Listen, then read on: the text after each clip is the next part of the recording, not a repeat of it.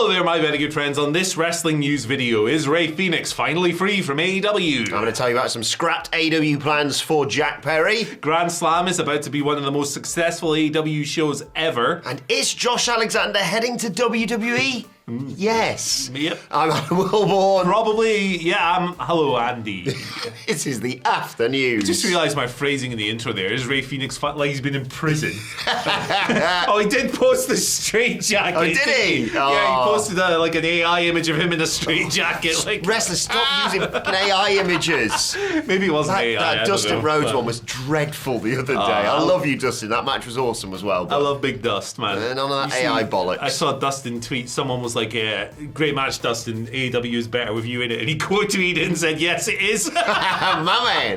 I like that. A guy who knows he's the man. Yeah, he's awesome. Rey Fenix. So yeah, he's you know the score with Rey Fenix. We don't need to go over everything from the straight jacket image to the tweet saying that he medical and they didn't give him help, or he claimed that.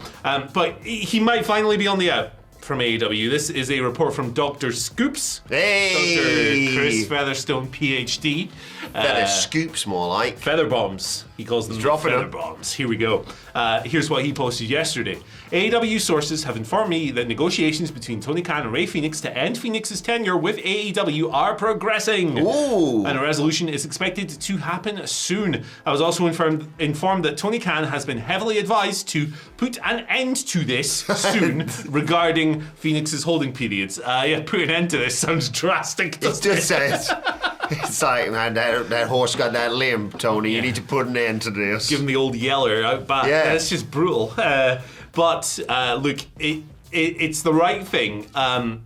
Same with releasing Malachi Black, Miro, Ricky Starks. What's the use in keeping unhappy people? Yes, around? I completely agree. Like their standpoint will be that yes, they're just going to go to WWE, but they're just going to go to WWE anyway, mate. Also, it's 6 months' time or right now. Exactly. On top of that, you are actually, in my opinion, I think you're creating a bigger moment for WWE. Like if the perception is that these people are being held hostage or whatever. Then when they debut for WWE, it's just a PR win for them because it's like, look who we got. They mistreated them, we've got them now. Now I will say, used to be the reverse of that, didn't it? Exactly. But it's wrestling swings like that. It'll be the same again in a year. Yeah. AEW will be pulling people out from WWE or held hostage or whatever. I will say, right, with the contract side of things, I think people should be able to quit their job, right? Yeah. These people do sign contracts with these terms in it, right? So they accept these terms when they sign. But the thing is, situations change, people change their mind. What sounded like a good idea 5 years ago on a contract might not obviously be so hot for Rey Fenix now. So I think they should just let him go and do what he wants. Yeah, it's two reasons I want to see him let him go, because I think he just should be allowed to do what he loves to do, and that's wrestling. He clearly doesn't want to wrestle for them. And B, my God, am I tired about talking about this sodding story. Also, slightly funny, not really funny, but like, poor Rey Fenix is there, and Penta jumps, and he looks awesome, and look at the presentation already for him in WWE. And no doubt that'll be the same for Rey when he actually makes the jump. But he's there, like, looking out the window, like the SpongeBob meme, like, who's that peeking in my window? Well, at least, we've got each other. At least we've got each other, Malachi, Miro, and Ricky. Guys, where have you gone? Oh, you've gone as well. Yeah, just let him go. Yeah, I agree. I have never been in favour of WWE holding on to people, not booking them for whatever reason. I'm not in favour of AEW doing it. I don't like it as a practice. I can understand the company's standpoint of it. Maybe sets a precedent when someone just says and they get let go and it's easy. But come on, like the industry is already very heavily weighed against the independent contractors, and I don't like this practice. Remember that times where we had a flashback there, because I was thinking, what are you going to do with him? Yeah. Like, even if you do use him, he's probably going to not be best pleased about being used now with all this that's gone on, and no one's going to buy into, maybe he's going to be the one to dethrone Mox to become world champion, which made me think of, do you remember when Mox was on his way out of WWE, Dean Ambrose as he was, and everyone was like, he's leaving, and then they were like, EC3 beat him, and then they were like, oh, here we go, and they're like, all right, he can beat EC3, and it's like, that doesn't work for either one anyway, either. Yeah, it's just whack. Yeah. Let it go. Let him go. Let it go, like that film. Yes. Freezing. He's frozen out He in is. AEW. Who's your favourite Frozen? Is it Igor? Igor. I the like, Snowman? what's the guy who goes, big summer blowout? Oh, I love him. Hans Gruber. Yes, that's That's the one. him. Also, the villain. Yes. My favourite, Freezing Ian. Yes. Freezing Ian And rocks. Jack Frost, the guy who's always singing about what it's going to be like in the summer. That's Igor, mate. Oh, sorry. Come on. Right, let's talk about Jack Perry now within What is AEW. the big summer blowout guy called? I can't even remember. Let us know in the comments. Yeah, sorry. And let us know with the feather bomb thing, by the way. What weighs more, a ton of feathers or a ton of bombs? Right, let's talk about Jack Perry. I know which one I'd rather dive into. Personally. Actually, it depends on my mood in the morning. Right. It's dark. Fightful. Sean Ross Sapp, yet again, no crap, just Sapp, once again with the scoops. With regards to Jack Perry, apparently he was in consideration to work with one Kenneth Omega for his return feud in AEW, but no, it's gone the way of that. He took a bump. Scrapped and changed. They went in a different direction. Obviously, Omega's back now, teaming with Ospreay this weekend for Grand Slam Australia. What? That's what they say. That's what Australia. they say. Grand Slam Australia. That's how it's pronounced. And yeah, I'll be perfectly honest. I think this is the right direction. No offense to Jack Perry. Yeah, me too. Jack Perry. He's in a weird not- spot now, isn't he? Yeah, he's not been around since he wrestled in Japan. And had a bit of a stinker, unfortunately. The Jack Perry, it's not worked. It's not worked. No. Right? He had a decent bit of buzz coming out of, obviously, the footage airing, which I think most people would now agree was not the right thing to do. When he returned and he had that smug look on his face, it was like, okay, this is good. He's getting a bit of heat. Since then, it's dissipated. He hasn't. Budgie Tony Khan's never not going to be funny. Yeah, I mean, yeah. I'm dead. That's my tummy hurts. And then the problem with that is it was funny when it was supposed to be serious. Yes. It was just like, oh my gosh. He just hasn't worked in this role. Look, No. the whole finish me off. It's like, no, stop doing that, man. You're not a babyface. God, what are you doing? I've liked the little vignettes of him like messing up the title and stuff. Yeah, that was good. Like a hard-working, grafting man and all that. I like certain aspects of it. The idea of him as a little nepo baby for the Young Bucks is great. It just hasn't played out. He had a mid-match with Bryan Danielson, which should be impossible. And look, I'm not writing him off. He's very young. He's a very talented guy. Loved him as Jungle Boy. Me too. This Match with Christian Cage, was it like a casket match? or yeah, whatever they called it? that was awesome. Coffin match. I don't know. It had like 2 moves in it. It was awesome. Swatting each other with shovels. Yeah, and brawling, brother. Yeah.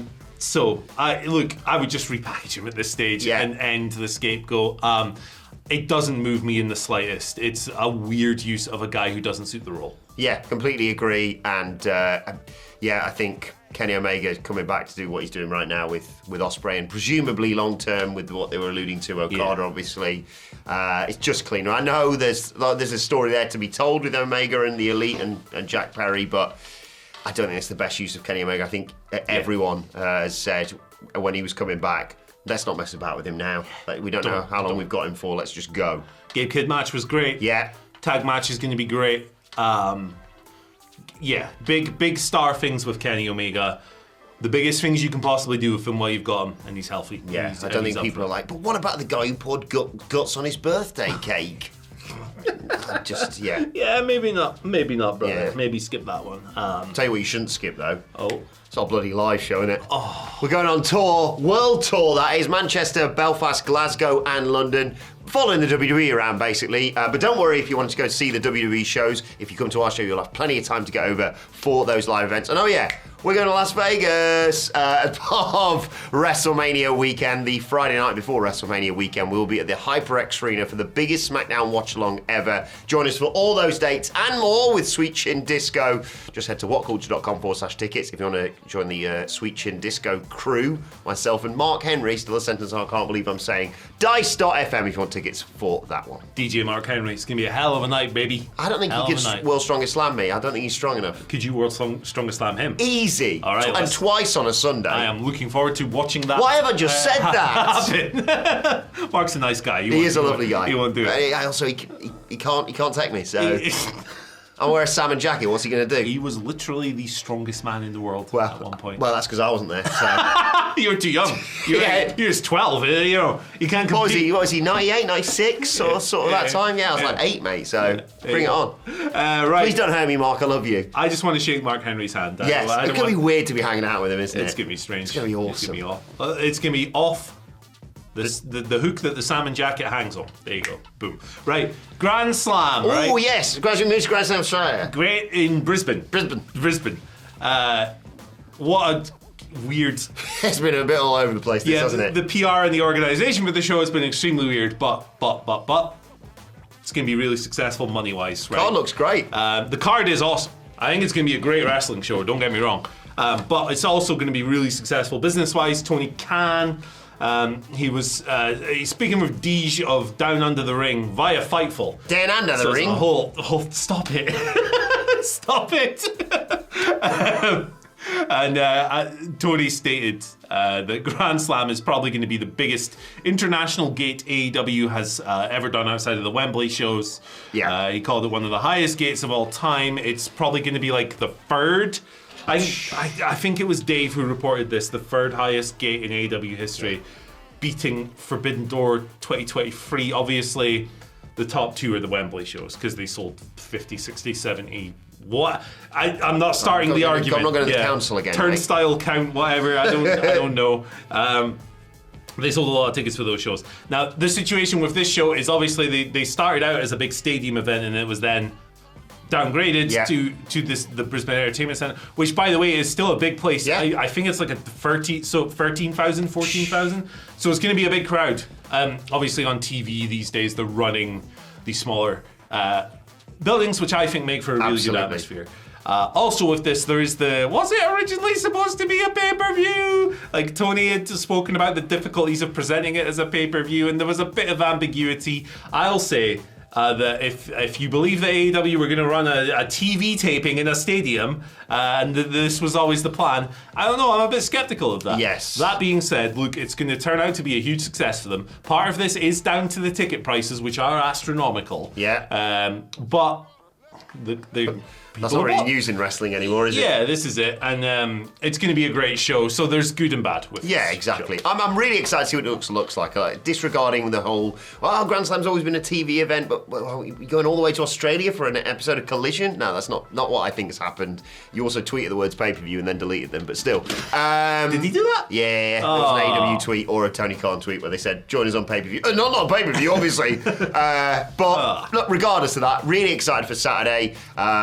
And yeah, a big year for them, like you say. I know they're doing smaller venues for TV, but they've got this, Forbidden Door in London, and All in Texas. Yeah. So some big events for them in 2025. Things. And they've got a cool card this weekend. They could open with the Kenny Omega Will Ospreay tag, close with Mariah May and Toni Storm. Love their main event in. Yeah, a lot of people have worked. I don't think this is happening, but I like the belief that Harley Cameron is going to beat Mercedes. I'm on board.